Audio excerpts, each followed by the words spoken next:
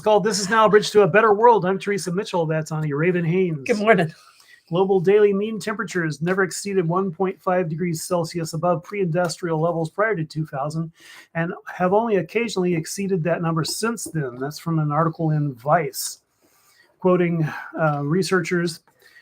However, 2023 has already seen 38 days with global average temperatures above 1.5 degrees centigrade by the 12th of September, more than any other year, and the total may continue to rise. The authors have spent years monitoring 35 of Earth's vital signs, such as global tree cover, greenhouse gas concentrations, ocean temperatures, and populations of humans and livestock. The new report cautions that 20 of those signs are now at record extremes, which is up from 16 in 2022. So as you thought, it's been a very bad year in terms of global heat. Now, speaking of global heat, from the United States Navy directly, a list of ships. The USS Bataan and the USS Carter Hall are expected to remain in the Red Sea for an extended period as a part of a U.S. naval buildup in the Middle East. Two defense officials confirmed that to USNI News Monday. The two ships were previously going to join USS Mesa Verde, the other ship assigned to that group. Embarked on the three ships is the North Carolina-based, and this is where it gets interesting, 26th Marine Expeditionary Unit, including the Command Element, the Aviation Combat Element, the Marine Medium Tilt Rotor Squadron, apparently Squadron number 162 Reinforced, whatever that means, the Ground Combat Element, Ground Combat Element, Battalion Landing Team, and the Logistics Combat Element, Logistics Battalion 22, the Marines aboard are trained to evacuate civilians in conflict zones. So these ships, especially the Bataan, these are what were once called helicopter carriers. They are massive troop ships. So the news is, through all that folderol in detail, is that there are massive troop ships in the area on top of the ships that you've already heard about, the strike groups, the actually masses of ships that are associated with aircraft carriers. And there's more on that from the Navy, they say. Besides the Bataan and the Carter Hall, at least 3 guided missile destroyers are also in the Red Sea. USNI News says that USS Roosevelt, the USS Thomas Hudner, and the USS Carney are all in the Red Sea.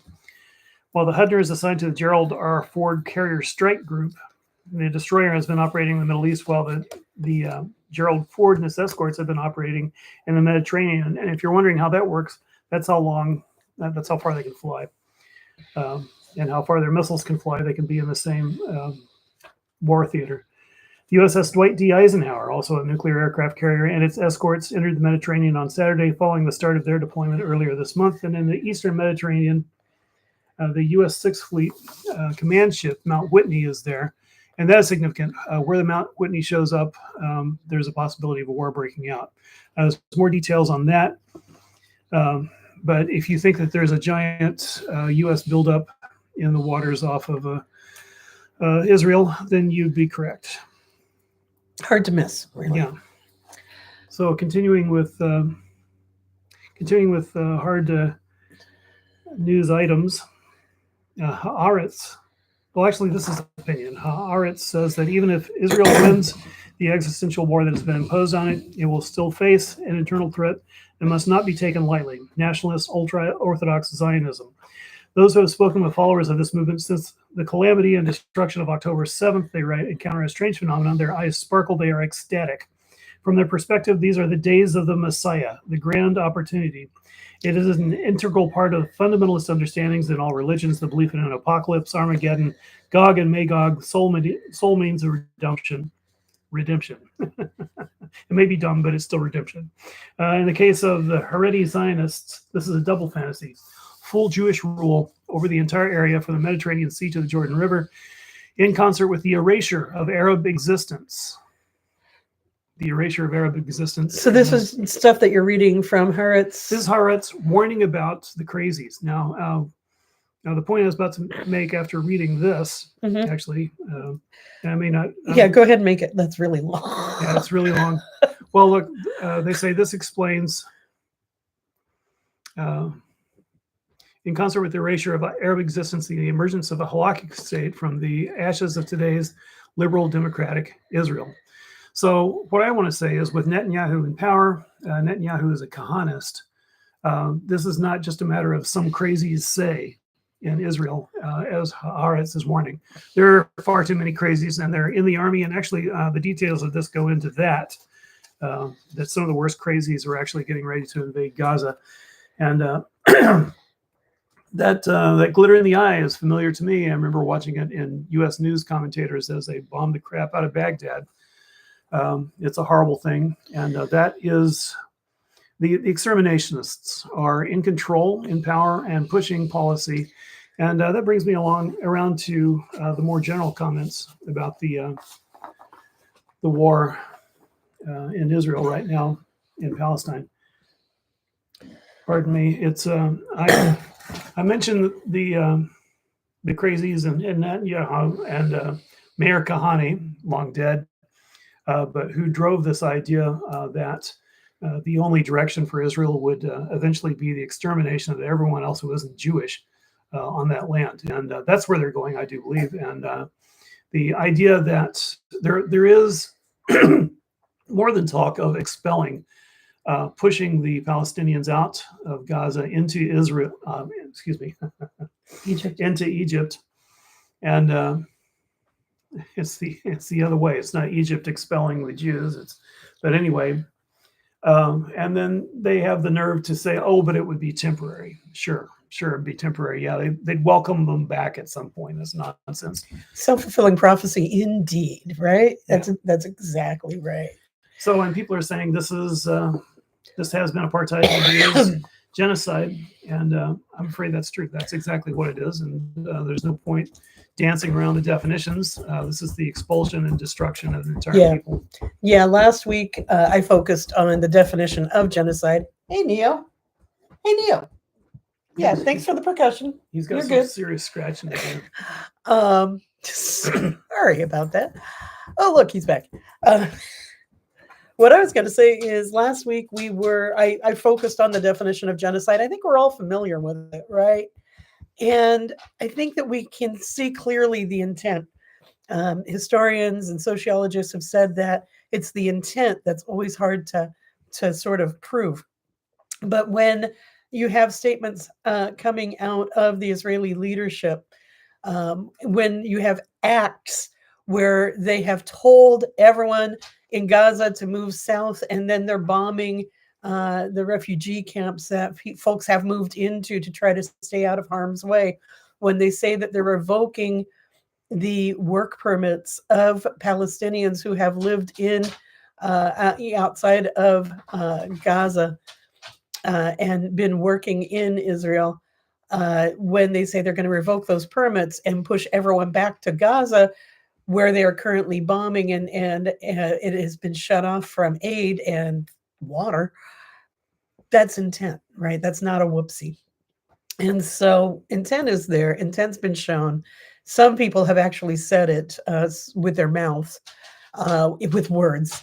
And I think that we cannot afford to look away. And so my big question is, war, what's it good for? Absolutely distracting people from the goals that we may have been advancing. Workers have been making incredible gains.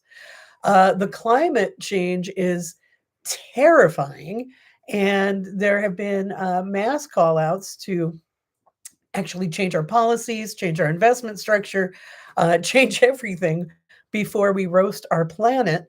There's been so much pushing for progress, and our voices really can only be derailed through acts that are so heinous, so giant, as to be acts of war like this. So when I see Biden's flailing poll numbers and see Biden, yeah, okay, so he's not an outright fascist, but he's not been great on a lot of things, and it's hard to get real enthusiastic about him. Like, my biggest enthusiasm for Biden is, well, he's not Trump. like that's lackluster at best. And so what happens? As workers demand more power, as people demand answers to climate change, as we try to push a progressive agenda forward, we get a war. And we know that wars are excellent for distracting the masses, for focusing our attention on war, for immediately polarizing a nation into for it or against it. And you best be for it, because if you're not, you're with the, you know, Enemies. throw in racist trope here usually. Yeah. Um, and so I see it as a huge way to consolidate power. I see it as a huge way to get workers to stop asking for better working conditions and better wages. I see it as a way to get everyone sort of lockstep. And looking at I'm looking at the lessons of Bush the Lesser, right? So Little Boots was a president not popularly elected, one might say, not elected. Hanging chads and whatnot, finally decided by the Supreme Court after hanging up in Florida for a while, elected with a very slim plurality, maybe. It turned out that actually the popular vote was against him, even in Florida, and that he should Yeah, have lost. absolutely. But Supreme Court But we knew said- that at the time. We were yelling it yeah, at the time. Supreme Court said stop counting, so here we go. And They therefore, stopped. it wasn't Nader's fault. Okay, so I'm moving on now, 23 years later. But we see in his presidency, you know, he was flaily. He was not great. But then, this little thing, 9/11 happened. And then the endless wars in the Middle East, where he gets to declare victory, mission accomplished. He's like, got photo ops on ships, aircraft carriers. Because he makes the news. We don't care what the facts are Ever, he said. just like that was his daddy. And, His daddy said that. Well, that's right. Well, Fart Blossom doubled down on that. He said the facts are what we tell you they are. Right. And so, he managed to get a second term. Fart Blossom was the Turd Blossom, Turd actually. Blossom. Thank you. And he was. Go go ahead, say that real name. Was that Rove? No, he did. Was that yeah? Yes. Okay. So Rove. That's what. Yeah, Rove.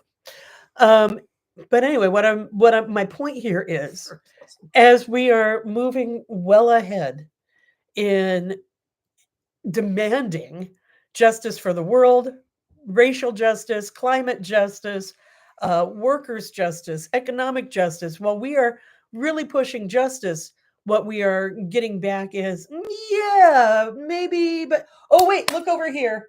We got war. Now everyone has to kind of forget about everything else. We got to make sacrifices during times of war.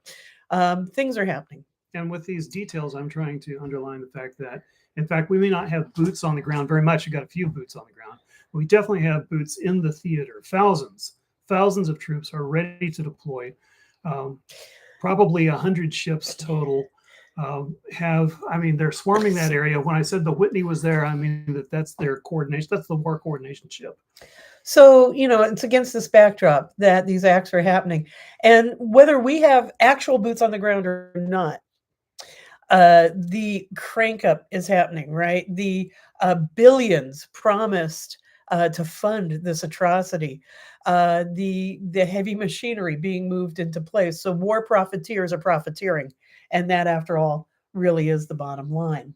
Yes, I mean, if they really intended just to evacuate American civilians, that would be a much smaller. So I'm gonna ask that each of us do something today to stop the war. I'm gonna ask that we call our elected officials, right? Call Bonamici, call Blumenauer, call Wyden, call Merkley, call all the folks that hypothetically represent Oregon and Washington, and ask them to back the ceasefire. Ask them to back the ceasefire right now. It's not gotten a lot of traction. And of course, truth is always the first casualty of war. War is horrendous, not only as a distraction to all of the goods that we want to do, but of course, while while it is happening, thousands upon thousands of people are being brutally murdered. Almost 4,000 children have been killed in Gaza in the last couple weeks, with about 9,000 deaths total as of the last figures I heard yesterday. This is obviously horrendous. We have to call for a ceasefire now. And the people who are saying that, well, there were mass slaughters of civilians in the Second World War. I'm sorry, that is not a parallel situation. And we have war conventions and war crime conventions since then, yeah, and one would so hope that we there's a would little say progress. we won't do this anymore. Everyone was waiting. I say everyone in the theater was waiting to see what Nasrallah said this morning. And Nasrallah did what he usually does. I almost feel like it's his idea of a joke. He got up and gave a rather general speech full of vague polemics and retired without giving away what his strategy might be. The general activity of Hezbollah, Nasrallah's group, I should make that clear, when they do enter a war, is to feint in that manner and then launch if they launch. So it's not clear at this point. There is a great benefit for the Iran side of this conflict for Hezbollah to simply hold on to their rockets and be threatening. They have other options, I suppose, and as the Israelis seem to be getting ready to threaten, they have their options, and we all know what that means: nuclear war. If that reminds you of Putin, I would say that Netanyahu rather reminds me of Putin. Netanyahu is very clearly someone who, even if he doesn't call himself this, he signs on to Kahanist ideas of extermination. And he is a very corrupt man. He's charged with bribery, fraud, and breach of trust. Does that remind you of someone? Well, in fact, he loves that someone. He loves Trump. He's a Trumpian kind of guy. And this is what the United States could look like under Trump. We could, have that sort of, our police state could be expanded to an apartheid state. We could be at war with everyone. And like Putin, Netanyahu actually poisons his opponents. He's known for doing that. Poison in the ear, as a matter of fact, against the leader of Hamas back in, it's been 20 years or so. I want to say that we are kind of at war with everyone, even now. This right? is true. And so I don't. How do you define war, right? Right. Well, how many people are we arming? How many people are we provoking? How many war exercises are we having? Right. And when we look at the situation quickly evolving, spinning out of control, really, there are fronts, of course, with Ukraine and with Russia. There's the front now in Israel and Gaza. There's also things going on with Taiwan and China. There's, of course, Iran, as Teresa had mentioned, threatening to get more involved. And that, of course, is going to elicit more response, and on, right?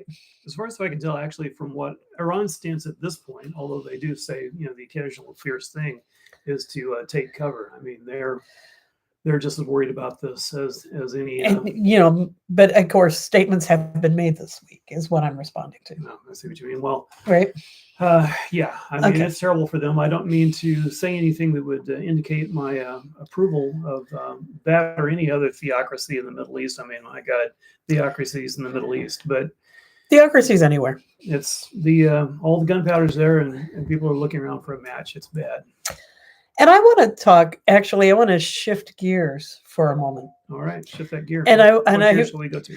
I want to actually talk about something hopeful. I believe that this is one of the reasons why it's so important to distract the U.S. population right now. And that's because we've had historic wins for workers. And before we go out, I do want to emphasize one more time, calling our elected reps and telling them we need a ceasefire immediately. If you're not entirely sure about the conditions, if you're not entirely sure what needs to happen, at least we need to hit the pause button right now so slaughter stops. Yeah, while cooler heads prevail, right? And pull those ships back. I mean, this is just ridiculous. So ceasefire now. I'm amazed that even Biden said we might need to hit the pause button yesterday. The He has a pause button, you know. the open genocide that is occurring, being live streamed on international television, is like nothing I thought I would see. And so, again, calling for that ceasefire is probably the most important thing any of us can do today. Call, and act in ways that your conscience govern you to. So I'm going to say, here's some good news. Workers have been making historic wins. I printed out. I mean, this is solidarity. Okay. I printed out pages and pages of worker wins. And then I immediately cut it in half because I realized we don't have all day. But that's exciting. In the last couple of months, many, many wonderful things have happened when it comes to workers' rights. And I want to share that with you because I want us to know that collective power actually holds sway, right? That working together, we are strong and we can do amazing things. Historic wins, excuse me, of the United Auto Workers against the big three automakers. Those are Ford, Stellantis, and GM. It's been nothing short of inspiring. Under the new tentative agreements, UAW workers will receive a wage hike on average of about 11% upon ratification and 25% in wage hikes through the next 4 years. UAW workers will also be given cost of living adjustments. In addition to that, and the amount of time needed for workers to hit top pay will decrease from 8 years to 3 years. That's less than half of the time to hit the top pay. The top pay of UAW workers at Ford will initially rise to $35.58 an hour. And that is up from $32 an hour, right? That's a significant wage increase. And nothing can make me happier. Seeing the writing on the wall, Toyota Motors said this very week that it's raising the wages of non-union U.S. factory workers just days after the UAW won, right? And so seeing the worker power flexing, even in a non-unionized shop, Toyota Motor has adjusted top pay. And the folks at top pay will receive a wage hike of about 9%. Hey, that ain't not nothing. It's not nothing. It's not as much as the unionized workers, but I think that that's actually a significant and interesting thing that is happening. Other non-union logistics and service part employees are also going to be getting wage hikes.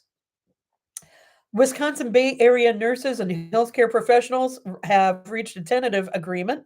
That's in the Wisconsin area. Members of Michigan Nurses Association have reached a tentative agreement for a new contract that needs to be voted in by its membership next week. Lipton members win a big new contract. That's United Food Commercial Workers Local 400 working at the Lipton Tea Plant in Suffolk, Virginia, ratified a strong new 4-year contract. The new agreement provides an 18% wage increase. 18%. Workers at the New York's Jewish Museum ratified their very first union contract.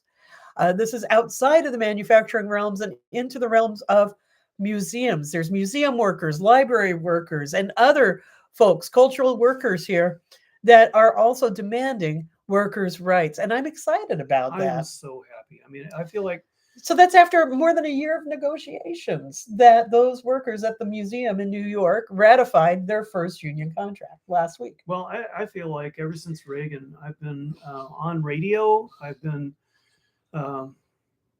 mostly on radio. Okay, that's my major contribution, if there is any, to societal cogitation. And I've just watched workers give up and go hide for the last 40 years. It's been horrible. Yeah. And the results are horrible. And it makes people desperate over time. It makes people stupid over time because people not only don't have access to education, but just plain give up on it. And what we're seeing is people not giving up, people pushing forward. Turning around. I could not be happier. It's so cool. I remember seeing the strikers outside of Kaiser Permanente yesterday, and there was just so much energy. I was so happy to see them, people honking and waving, and it's a great thing. It is a very great thing. I'm going to go on. Air Wisconsin pilots ratify a new 3-year contract with significant raises and improved scheduling. Overwhelmingly, they've ratified a new 3-year contract early in October that's worth $48 million in new value over the life of the agreement. That includes an average of a 54% pay increase for first officers and a 38% increase for captains over the life of the contract. It does go on. Ask Me workers at City of Moline, Illinois, secure wage increases and paid parental leave. Paid parental leave. How about that? Union Coalition reaches a tentative agreement with Kaiser Permanente. That's the nursing strike that ended rather quickly. It was the largest nursing strike in history and the largest healthcare worker strike in U.S. history, I do believe. And currently, the pharmacy techs are still on strike at Kaiser. And as of the 1st of November, we're joined by radiologists, the imaging techs, folks that do your x-rays, do your echocardiograms, do your MRIs and your CAT scans. Now, I'm a frequent flyer at Kaiser. I have some stuff that I need to get into a Kaiser clinic a couple times a week to address. And I couldn't help but notice yesterday that there is a big old sign at the imaging counter saying that they were closed because of a worker. They didn't say a labor issue, but it was closed because of a strike. Let's just say management sign said that, firmly putting the blame on the workers who are striking in their clever wording. Now, I think I mentioned last week that members of Kaiser really aren't having it. We know.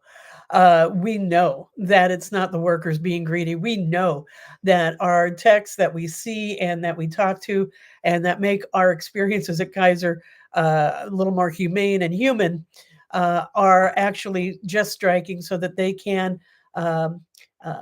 you know, continue to pay rent in this area, or maybe even, continue to pay a mortgage in this area so that they can, in fact, have time off, so that they can, in fact, not be ran off their feet in an understaffed situation, as we see time and time again in Kaiser pharmacies. And I just want to remind folks that this is against the backdrop of the CEO and chairman of Kaiser making over $15.5 billion. Billion, that's with a B. No, sorry, million with an M. Million with an M. Look, my eyes, they slip with the decimal. Million with an M dollars per year. That's actually figures from 2 years ago, so I'm going to guess it might have gone up. And that's not including the $2 million end of the year bonus that he received. If I can just jump in there with more details on that. If you're trying to pencil that out, it doesn't look that bad in terms of it doesn't. I want to say in terms of general expenses. No, I mean it's grotesquely excessive for one person. But what I mean is, does that explain their overcharging? No. Look at their entire C-suite, and you see all these people making upwards of $250,000, more likely 400. Arthur Southman, the EVP. What's EVP? Something. The vice president of Ease makes $5 million. Yes. Catherine Lancaster, the EVP and CFO, makes $5 million. Janet Lang, the regional president of Northern California, makes $5 million. Yeah. Kimberly Horn, the EVP and group president, MOC. I love these initials. Makes almost $5 million. Julie Miller Phipps, region president of Southern California, makes $3.5 million. It does go on. It does. It adds up, and that's also, when I say C-suite, I'm also including those managers who are, just hundreds of them making $500,000, and that's profit taking. It's profit taking by way of salaries, but it's profit taking, and the money, the riches and ease those people experience are directly taken from people who need medical care and are denied it. So, yeah, I'm glad to see the strikes. Yes, absolutely. And all support to them. The amount of honking and waving at the striking pharmacy techs has been encouraging. So, Executive Vice President, thank you very much, Sarah. I knew, thank you. I knew somebody was smart enough to know what all this alphabet soup was. ASAP, not just any SOB. MICKUI. Um, McEwie Mouse. QUI. QED. Anyways, I'm just going to mention a couple more of these. We have a completion of the Microsoft Activision merger, including groundbreaking legally binding labor neutrality agreement. The Communications Workers of America, hey, that's my old union, applauded the inclusion of groundbreaking legally binding labor neutrality agreement in Microsoft's acquisition of Activision Blizzard. It's been a milestone effort to improve working conditions in the video game industry.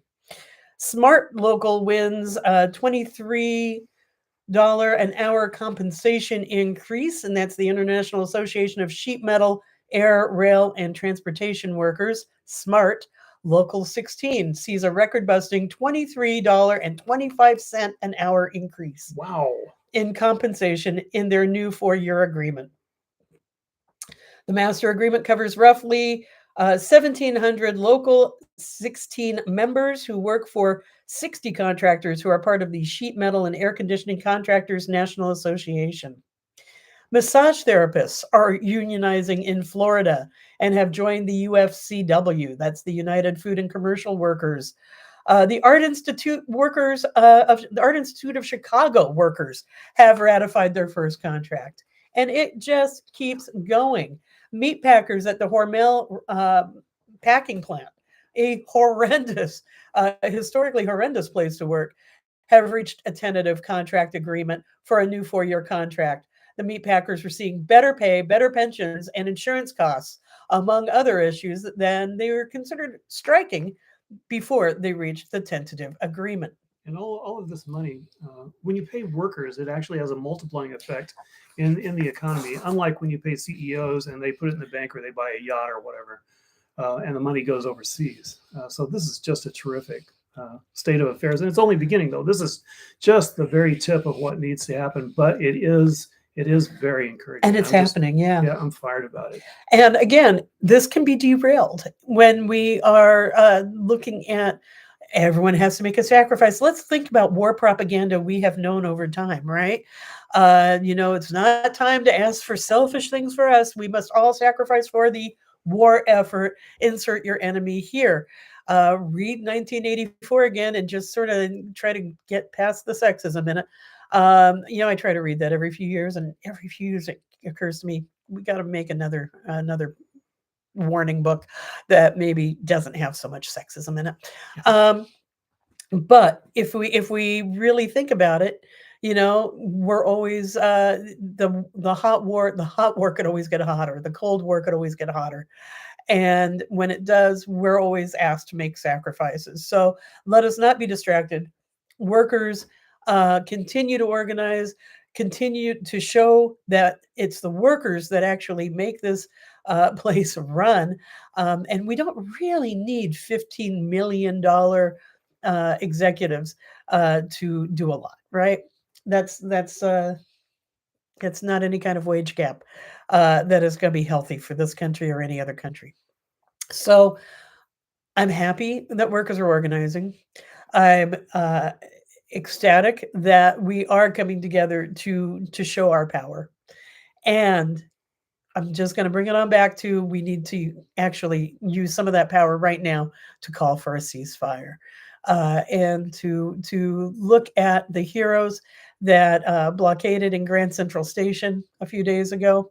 Hundreds and hundreds of arrested out of thousands of folks who showed up with "not in our name" on their in their mouths and on their T-shirts.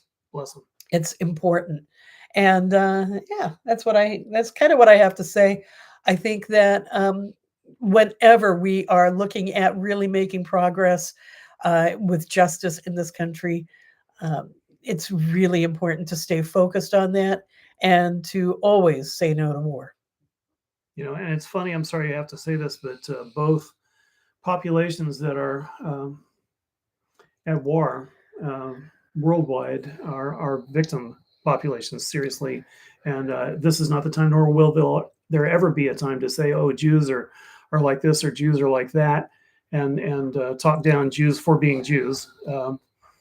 I want to repeat myself that I want to offer what comfort I can to the Jews that I know, and the same to the Palestinians. Violence will not be tolerated towards my friends, and I want to spread that attitude that we need to watch our talk, watch out for rage and bigotry, because those are weapons of war. Absolutely. Let's look at things rationally, and let's embrace our friends and protect them. Let's look at things compassionately. Yeah. All right. Anything else from you? No, and I'm wondering what your Well, I'm going to go ahead and move into the tarot part of the show. I want to thank everyone for being with us today. We were off to a rocky start with a little YouTube technical difficulty there, but I'm so glad that you have found us. We said, let's go live, and they said, no. They said, not at this time, try again later, which doesn't really work well for live streaming. So that said, thanks for your perseverance. Please do hit the like button on this video. Share the link with your friends and family, and let's continue to grow our community that meets here together on Friday mornings at 9 o'clock. This is now Bridge to a Better World. I'm Ani. This is my good lady friend, Teresa. I'm trying to remember what movie that's from. Why don't I show you my good lady friend? This is who we are. Streaming live from our house in the anarchist jurisdiction. I do tarot. After we see commentary and headlines, here are the tarot cards for this week. I hope everyone had a wonderful Samhain. And time to connect with their dearly departed, time to honor them in some way, and remember them and their importance in your life. If you have not done that yet, if you're feeling like, oh my God, I can't believe I missed it, you haven't. Some people celebrate Samhain during the lunar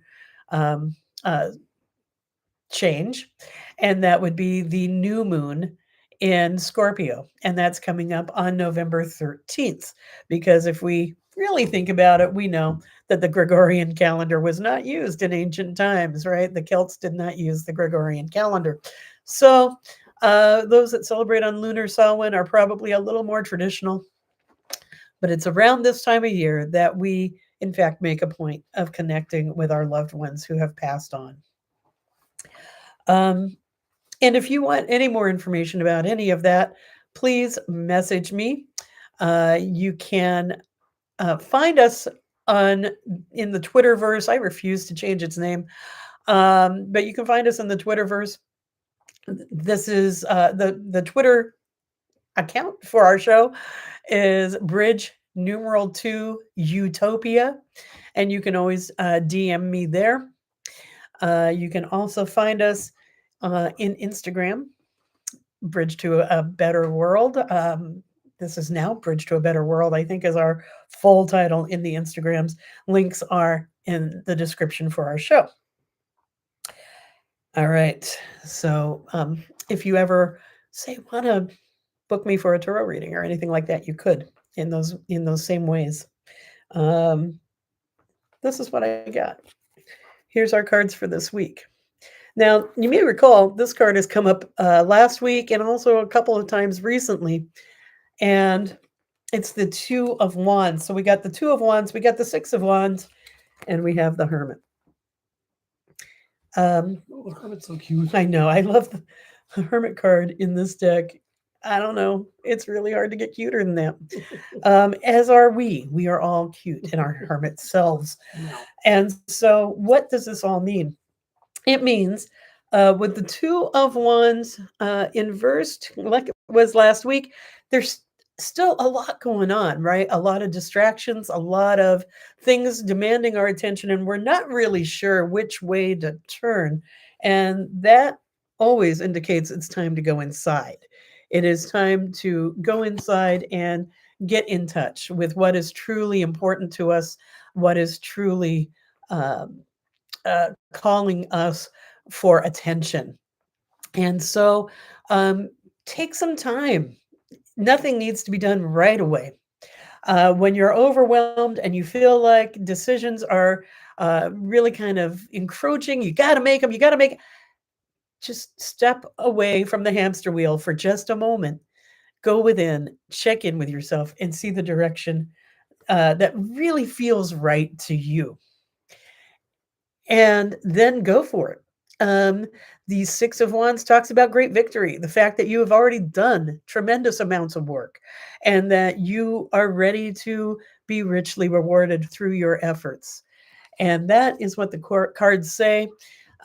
It's kind of a tail chasing moment, but as long as we remember that we can stop, that we have the ability to stop chasing our tails, that we have the ability to quiet ourselves, to go within, to have a good cup of tea by ourselves tonight, and just sort of think about things, think about the different ways we're feeling pulled, and then a way becomes much more clear.